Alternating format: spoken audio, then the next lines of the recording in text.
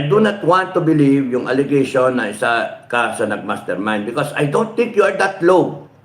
Hindi ka ganun kababa. Isipin mo, nag-serve ka dyan, chief of staff ka ni Duterte, tapos nun, DILG ka. And then I know you to be a principled man.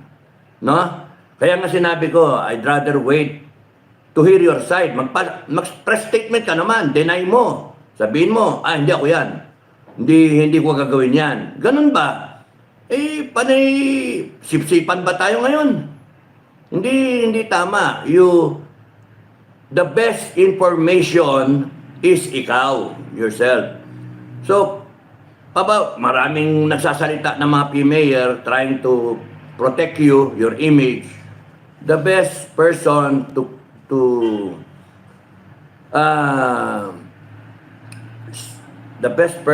to say na hindi totoo yan, na ikaw yung isa sa mga nag-mastermind, hindi totoo yung sinasabi ni DILG, no? SILG.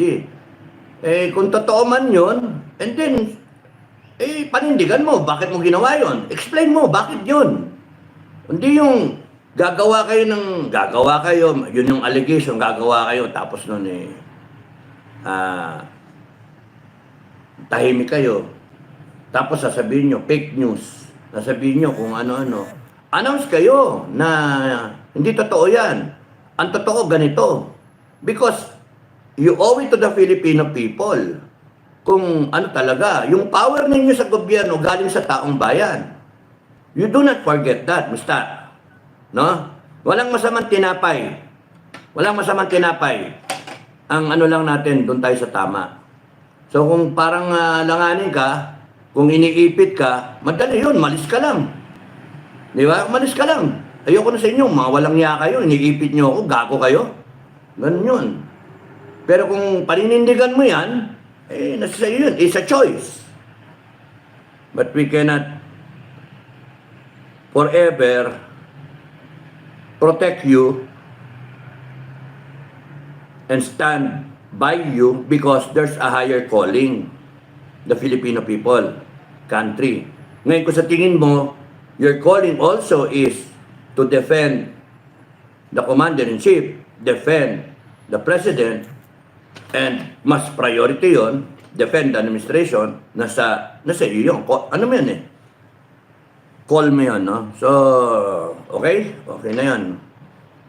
I want to hear your side.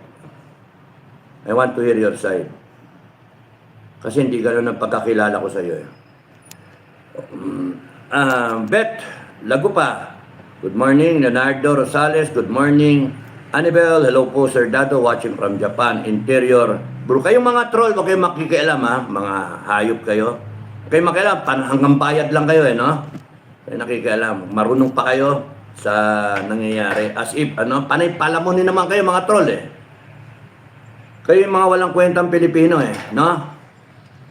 And mamaya, kung aabutin ako ng time ko sa pagsasalita, tayo ko kasi sinasabi. Yung topics ko, marami akong nakalinyang topics. Wag lang magurgulo yung signal ko. Okay? Matatouch on ko. So, my intention is talk about yung sa AFP and then yung scenario natin na nangyayari and then martial law. Kung hindi ko makuha ng one sweep sa vlog na to, sa susunod na mga vlog. So, announcement, meron akong topics na gustong i-discuss, AFP, PNP, yung situation na nangyayari, the way I see things, analyze it, and then what might happen, no? What might happen? Yung analysis din kung saan ba tayo papunta, no? And then yung dulo is yung martial law. No? Na may nagsasabi, 28 daw, magdedeklara martial daw na naman. Fake news, fake chismis, marites, never mind. Ang malaga is if and when magkaroon ng martial law. Yun yung aking tatalakayin. Okay? Interior Bro, good morning. Elur Noto, good morning. Gladys Octoso, good morning. Good morning. Florisa Estigoy, good morning. Maganda ba ang umaga? Mainit. Marily Enero. Uy, March na ngayon. Marily Enero, good morning po, sir. Hello, everyone. Oh, my love of FGF. Good morning, General Supremo. Joey, baka ito yung sinasabi ni Commander, ni Commander Kevin, ha? Matatalo tayo kasi maraming my love, eh. Joey Ferrer, good morning, Supremo sa lahat ng FGF. Edmond Balangge, Sir Dadago, watching from Jacksonville, Florida. God bless all commanders. Napi salute. Kamusta sa mga taga Jacksonville, Florida? Nita Osenya, good morning. Vicky Delan, hello Vicky. Hi sir, good morning. Christina Arevalo, good morning sir. God bless sa inyo. Parang puyat na puyat ako Belinda Mangaba, good morning sir. Hindi pa ako naliligo. Sorry Wala nang panahon maligo eh. Gwen Mercy, good morning. Anya Re, morning Kapdado. Ngayon lang kita ulit nakita mag-live eh. Hindi, kapon nag-live ako kaya nga lang nagurgur yung signal eh, no? Nagurgur. So, diretso na ako sa ano ko. Mamaya na iba kung abutin ha. Naka-time constraint ako eh. Okay. Yung sa PNP na nagsasalita na kinasuhan ng inciting to sedition, si Fontanilla ba yun? Fontillas ay naglalakas ng loob yung tao na magsalita. Ang dapat doon ang kaso lang niya administrative eh, no? Na naka-uniform ka, nagsasalita ka. Pero kung babanatan nyo kasi yung tao na nagsasalita na anti-Duterte, anti-Marcos o anti-administration, sinasabi niya sa lobby niya, dapat ang caution noon hindi public. Kuha nyo, ano intention nyo, babanatan nyo ng inciting to sedition and then do it publicly. Ang dapat, sa atin, AFP-PNP, for that matter, ang bira doon, patawag ng commander niya. Hoy, ano ginagawa mo? Sinisira mo yung unit mo. Loyalty pledge. Yung ganun ba? Wag kang mag-uniforme. Gusto mo mag-vlog, wag kang mag-uniforme. Wag masuot yung tsapang mo. Kasi, nasa organisasyon ka. Marami kasi nasabi, mag-resign ka. Ganon. Hindi yung babanatan yung inciting to sedition. What does that make you, guys, in the PNP? That tells the public na natatakot kayo doon sa sinasabi niya. Na may katotohanan yung sinasabi niya. Kuha niyo? No? Lahat kasi ng ginagawa niyo, sana, pwede ba, AFP-PNP, sana, damay na kayong dalawa, no? Sana, pag-isipan nyo yung repercussion. Okay? Baba natin yung inciting to sedition. Ang iisipin ngayon ng public, no? Corrupted na yung itaas ng PNP, and then you are now trying to suppress press freedom.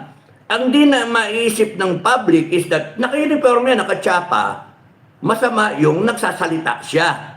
Kasi he's a member of the organization. Para bang kayo, member ka ng kumpanya, member ka ng Jollibee, member ka ng Mercury Drug, member ka ng Ayala, member ka ng San Miguel. Tapos sabihin mo, oh, yung sa San Miguel, oh, yung mga produkto namin, panis na yan eh. Oh, yung sa Ayala, yung produkto namin, panay walang kwenta yung kondo na yan eh. Panay bitak-bitak yan eh. Tinagpian lang eh. Yung ano, yung sa, ano pa ba sinabi kong kumpanya? Ayan,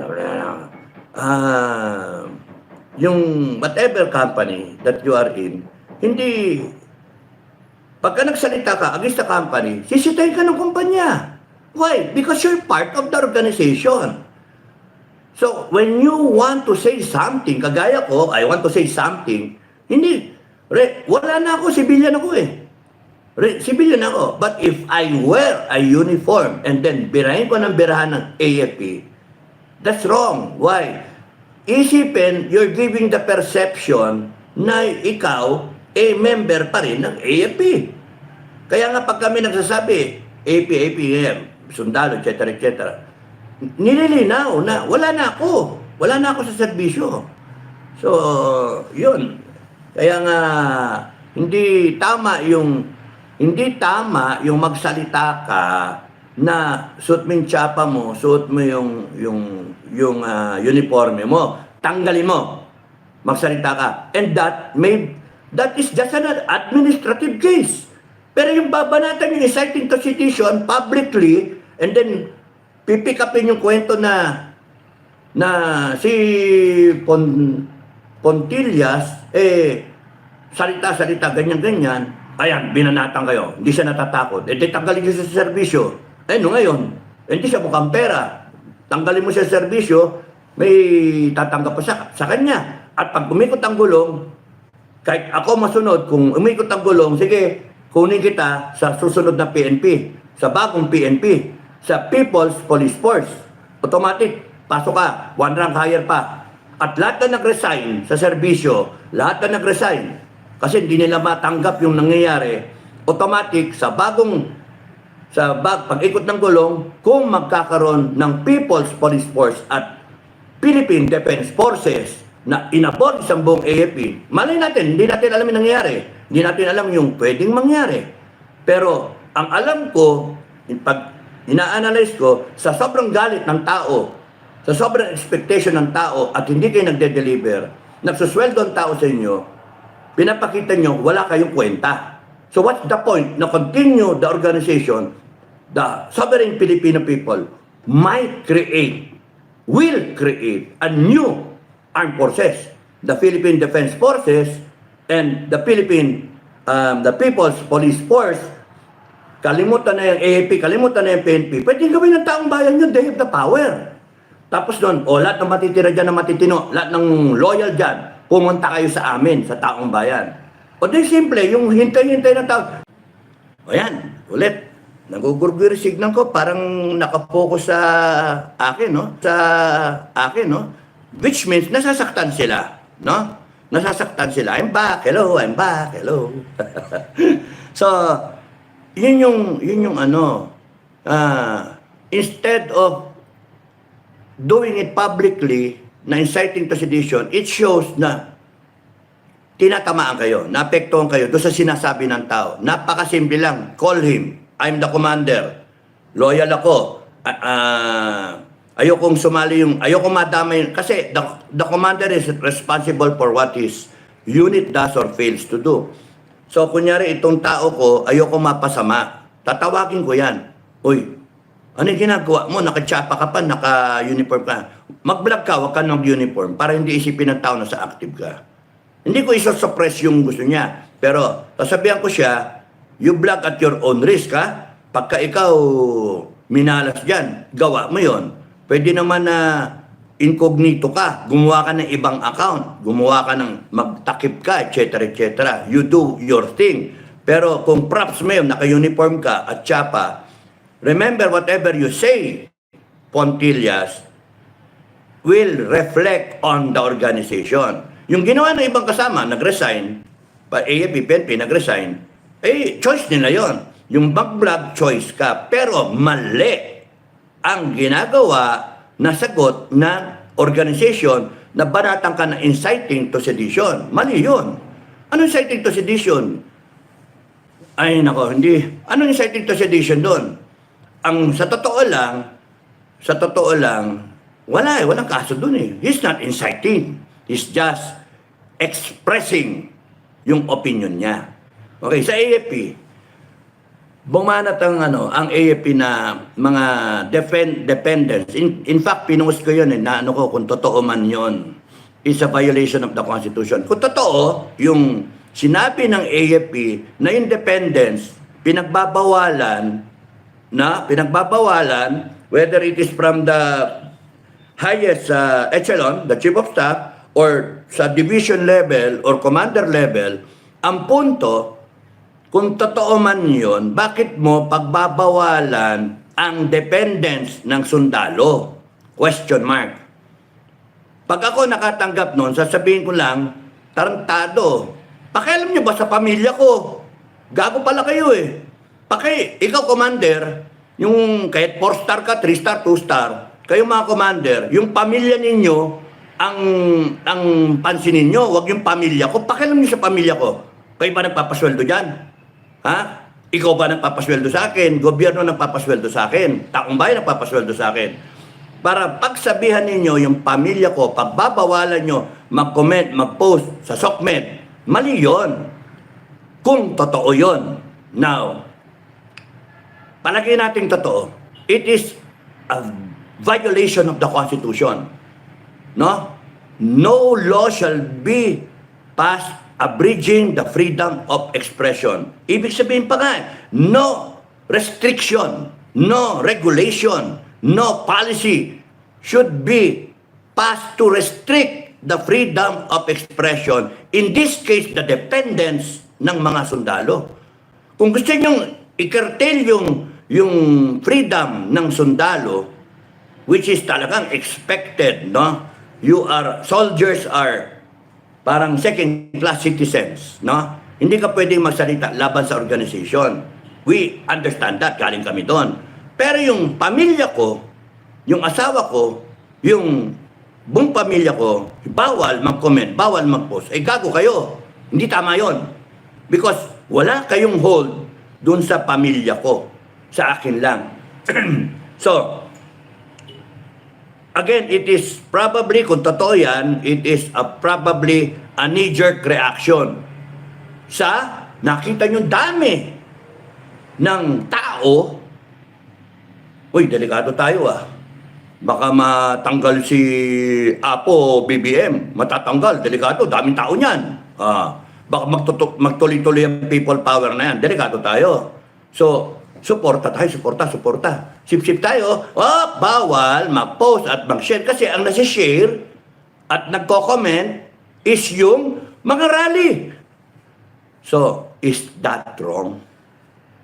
So, kinakirtin yung freedom of expression. Now, kung hindi totoo yung kumalat na yan sa SOCMED, gumawa ng denial ang AFP. Meron akong kopya dito na mabasa, parang maliwanag. Okay. Ano to? Statement, may question mark. On AFP's stand. Ayan o. Yan o. 1, 2, 3. Screenshot. Okay. The armed forces on AFP's stand to freedom of expression of the civilians. The Armed Forces of the Philippines, AFP, has not issued any guidance restricting the freedom of expression of civilians, including the families and military personnel on social media. So, ngayon sinasabi ng AFP, hindi totoo yan. The recent visits of the AFP Chief of Staff to various AFP units were focused on reinforcing the importance of professionalism, discipline, and mission focus among our personnel. These internal engagements are vital for strengthening the AFP's blah blah blah core values and meron pa bang core values ang AFP? Oh, meron pa ba? And operational effectiveness. The AFP, ito yung nakapula, no? Yan, yung nakapula. In-emphasize nung nag-share nito. The AFP upholds the right to freedom of expression for all citizens. We encourage responsible online engagement. We encourage.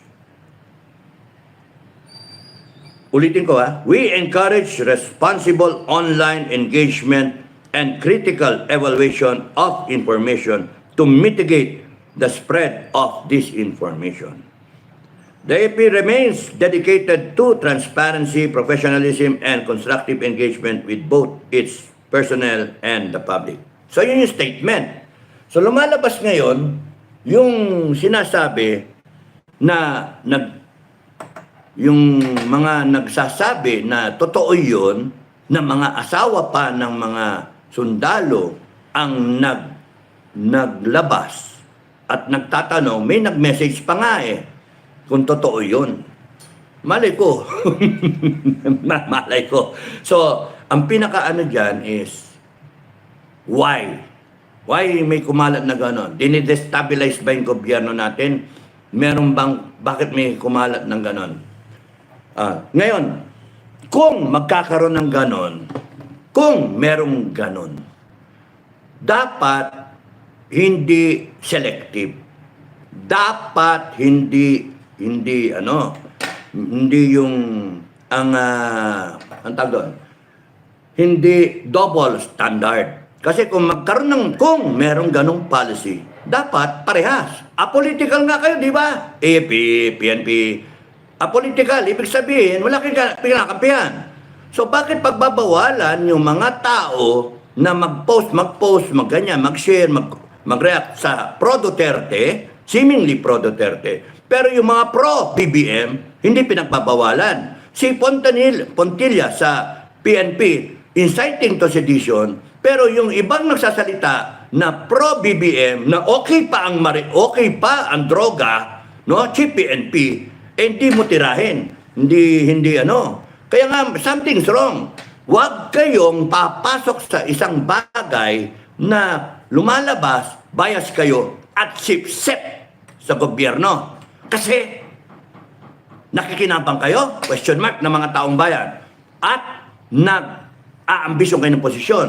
For example, itong aking isang kabady, o kilala niyo yung kabady, dapat ba na tuwing may presidente na nagtaas ng benepisyo ng sundalo, personal loyalty na kaagad? Question mark.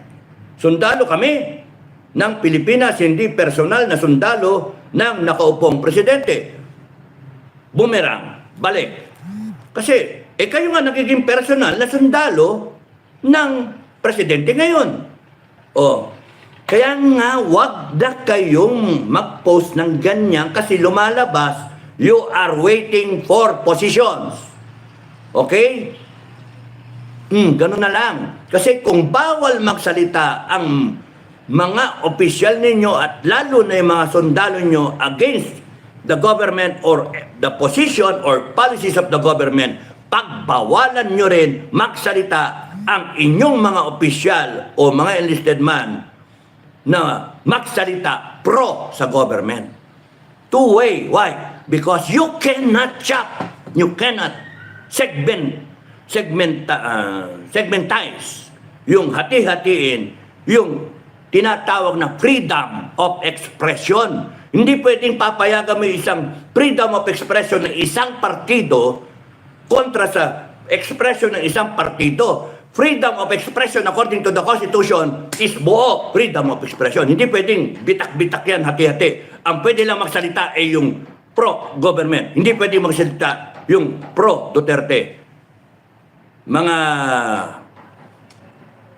tao sa AAP at tao sa PNP, huwag kayong lumitaw na tuta ng administrasyon.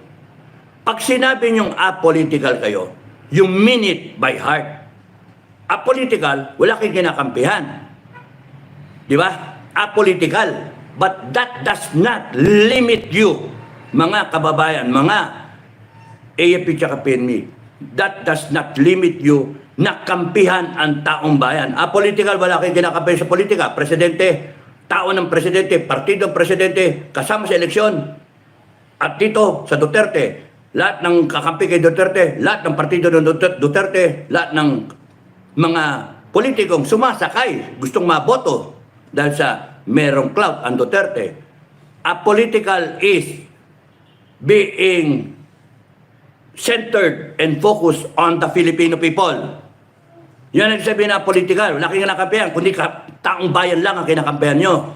Anong lumalabas? Kasabihin yung apolitical kayo, ayun yung kampihan ng Duterte, pero kumakampi kayo kay Marcos, yung taong bayan nakakalimutan nyo. Nakakalimutan ninyo ang konstitusyon, na kaya nandiyan ang konstitusyon para sa inyo.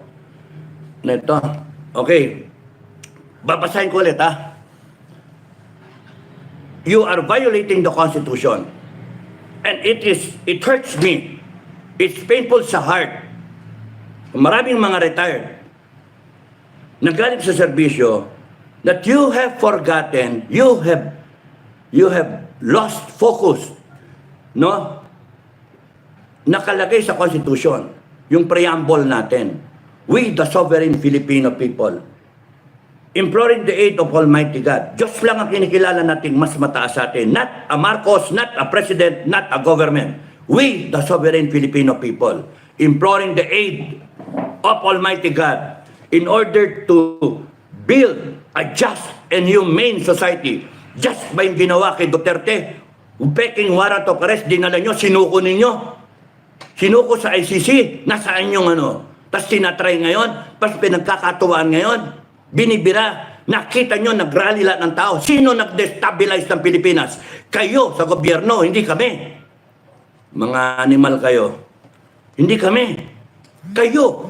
And you are violating the Constitution. Let me remind you, a just and humane society, and establish a government that shall embody our ideals and aspirations. Aspirations ba namin yung mangalsada araw-araw? Hindi. Aspirations ba namin yung kakasuhan ng inciting to sedition, yung rebellion, murder, etc., etc.? Aspirations ba namin yung mag-heartbeat kayo dyan sa KOJC na yan? Aspirations ba namin yung titirgasin yung mga tao? Pukpukin ninyo yung mga tao, bara ninyo, sipain nyo sa mukha, itirgas ninyo, yung i-pepper spray. Yun ba yung gusto namin? Of course, ayaw namin nun.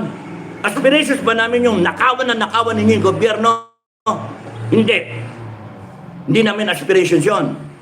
Ang gusto namin that we are led by the right people. The Philippines is propelled towards sa Singapore. Yun ang gusto namin mangyari. At mamanayin ng mga anak namin, mga apo namin, yung Pilipinas na maganda. And you are seriously failing the country, failing the Filipino people. And you are all in cahoots. You are all in conspiracy to violate the Constitution. And mind you, your time will come. Your time of reckoning will come. Hindi ako nananakot. Sinasabi ko yung mangyayari base sa nakikita ko. Ay. Puso. Promote the common good. Common good. Ano? Anong ginagawa nyo? Pati yung mga tao, sasabihan nyo, ililimit ninyo, pati itong mga vlogger. Naghahanap buhay lang yung mga vlogger naghahabol views. Nag-i-influence sila ng mga tao. Yung iba sa puso talagang ang haba sa bansa. Yung mga gustong tirahin ng mga vlogger ngayon, pani mga makabayan yan. More than you are, Mr. Marcos. More than you. Ikaw, wala kang pakialam Bigas niya, hindi mo papababa. Yung mga pangako mo, hindi gawin. Party-party ka pa. More than you, these bloggers are very patriotic, nationalistic. They feel the people. Tapos gaganyan ninyo. They feel what you have done to Duterte. Ikaw pinalibing yung tatay mo. Pinalibing. Tapos nun yung anak nagparaya para manalo ka, para malagay ka sa pwesto. And then what? Conserve and develop our patrimony. Anong ginagawa nyo? Ninanakaw nyo, nagbenta pa kayo ng ginto. Hanggang ngayon, walang explanation. Hanggang ngayon, walang explanation sa pagbenta ng ginto. Walang explanation dun sa Maharlikapan. Walang explanation dun sa PhilHealth. Mga walang niya kayo, mga magdanakaw kayo. Binobola niya Pilipinas. And you are trying to silence the people na nagsasalita. And when you silence me, you better be sure. Hanip kayo.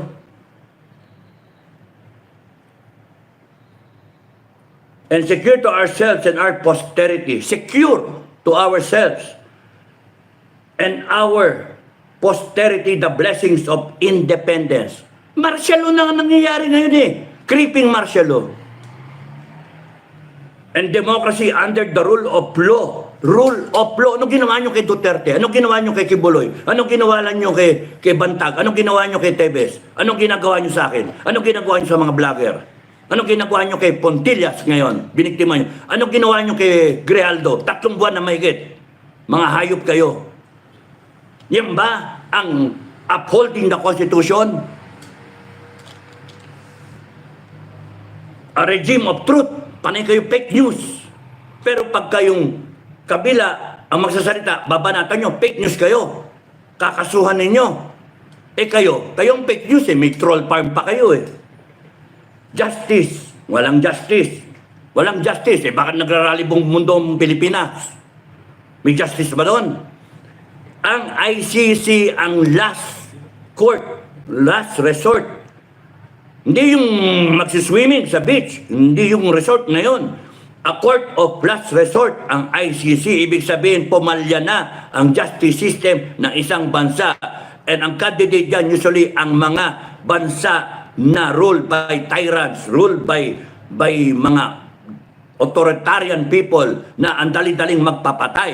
Sinasabi nyo si Duterte, nag-imbestiga nga Senado Inako nga niya as Commander-in-Chief, as the President of the Republic, I take full responsibility. Tapos, ba't hindi nyo kinasuhan? Meron tayong justice system, meron tayong korte pa, pwede nyo kasuhan sa korte yan. Bakit ninyo isinubo sa ICC? Kaya ikaw, BBM, maling-mali yung ginawa mo. You have violated the Constitution. Kayong PNP, you have violated the Constitution. And kayong AFP, you just stood by there, lalo na yung nasa airport, nasa Air Force, Philippine Air Force. You have violated the Constitution. You have surrendered our sovereignty. Anong klase nangyari sa atin? Government agencies corrupted. Ano nangyari? Preamble pa lang tayo ayoko nang abutin yung dami nung binayolate ninyo. All power emanates from the people. Di ba? Ba't sinusuppress yung taong bayan? Your time will come, mga nasa gobyerno.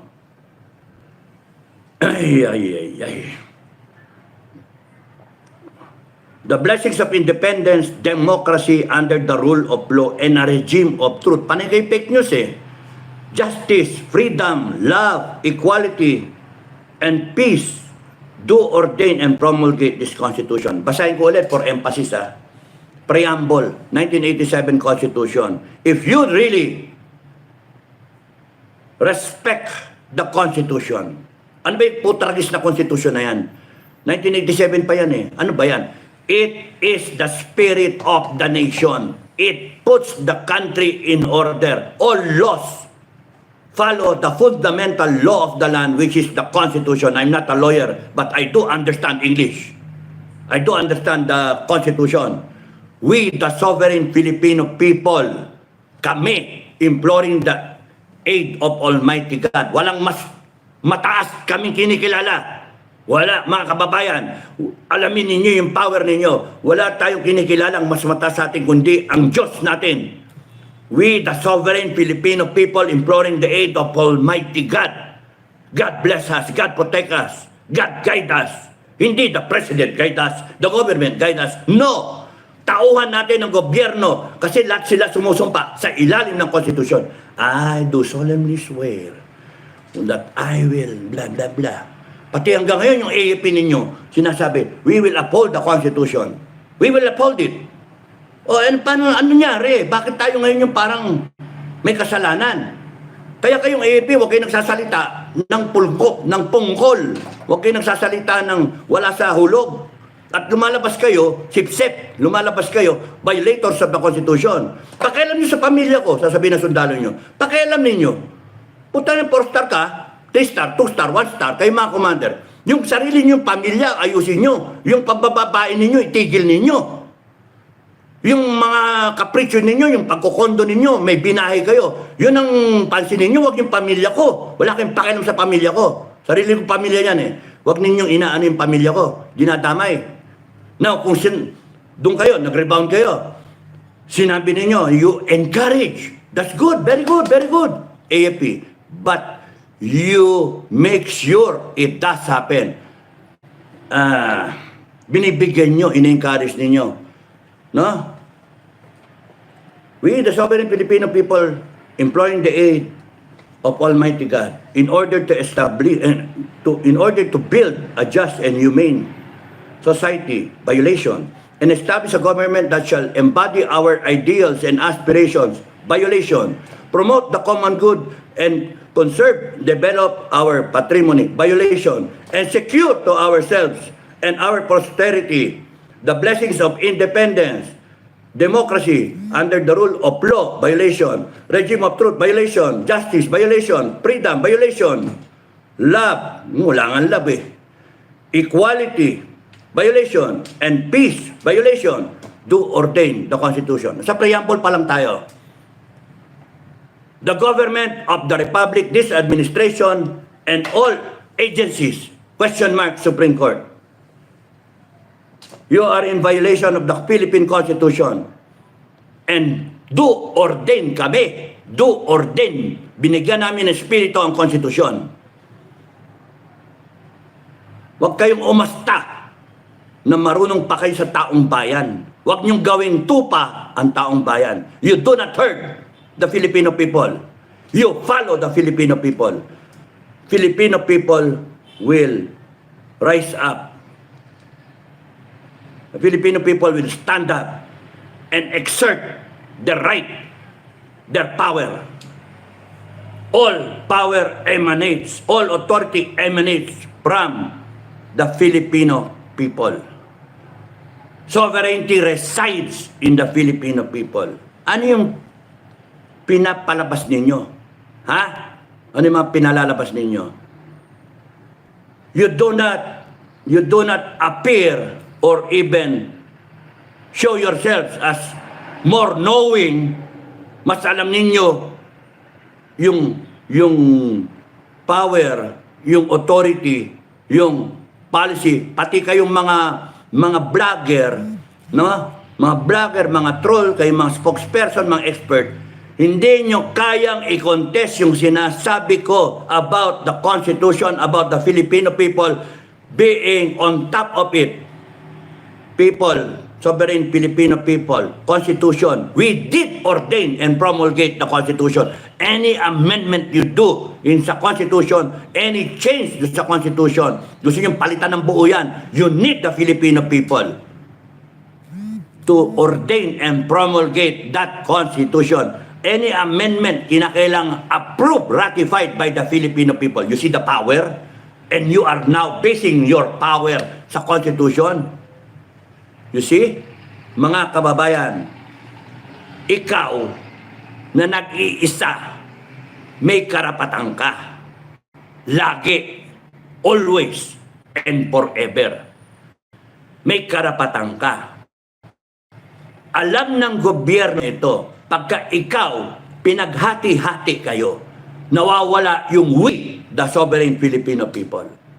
That is the grand strategy. That is the objective. Pagwatak-watakin mo ang Filipino people through trolls, through spokesperson, expert kuno-kuno, through mainstream media, through SOCMED, pagwatak-watakin mo through intel operators na papasukin yung mga organization and then pag-aaway-awayin. Trabaho ng CPP, NP, NDF. Pagwatak-watakin. Because the power, the true power of the people na nakakagawa ng konstitusyon at nakaka-elect ng mga tao na may power mag-declare ng martial law, may power maghawak ng baril at ipagtanggol ang Pilipinas, may power na manghuli ng mga kriminal, may power na manghuli ng trapiko, lahat yung power na yan, may power na mag-legislate ng batas, may power na mag-distribute ng pera, mag-budget, may power na sabihin ka guilty or not guilty sa korte or i-reverse yung decision na yun sa Supreme Court. Lahat ng power na yan, pinapalit mo sa taong bayan, galing sa taong bayan. Para magkaroon ng maayos na paraan, hinati, 3 branch, executive, legislative, at judiciary. Pero tayong mga kapitbahay, tayong mga kababayan, we have that power. Yung 3 na yun, pagsama-samahin mo, sila himay-himay. Judiciary, legislative, and executive. The Filipino people have all that power. Sama-sama, we have that power. Now, alam nila yan. Kaya ginagawa kayong tanga. Dinadaan kayo sa ayuda. Dinadaan kayo sa tamukyo kayo. Bobo kayo. You are being herded na wala. Kaya tinatakot kayo. At pagka pinag-isa-isa ka, ano nangyayari sa kambing na nahiwalay? Ano nangyayari? Kinakain. ng wolf. Kinakain. Kaya you are stronger as a flock, mga kababayan, regardless of your religious belief, regardless of your occupation, regardless of your educational attainment, regardless kung OFW ka o taxi driver ka, regardless kung ano ang antas mo sa buhay, mayaman ka, mahirap, Muslim ka, Kristiyano, regardless kung doctorate ka o grade 1 ka lang, pantay-pantay kayo sa mata ng langit. Pantay-pantay tayo. Your power is my power and everyone else's power. Because pagdating ng eleksyon, we exercise that power by vote, by suffrage, our right to suffrage. Ang hindi natin alam, we can exercise that power any time of the day, any given day, 24/7. Any time of the year, we can exercise that power. We can give it, we can take it. Yun ang hindi nyo naintindihan. Kaya ikalat ninyo, we have that power. You unite, Filipinos. Unite, you stand up, you exercise that power. At yun nga mga kababayan, anong masasabi niyo sa balitang ito? Maaring ihayag ang inyong opinyon at kuro-kuro sa comment section sa ibaba. Huwag din kalimutang mag-like, mag-subscribe at mag-share sa bidyong ito. Maraming salamat sa panonood.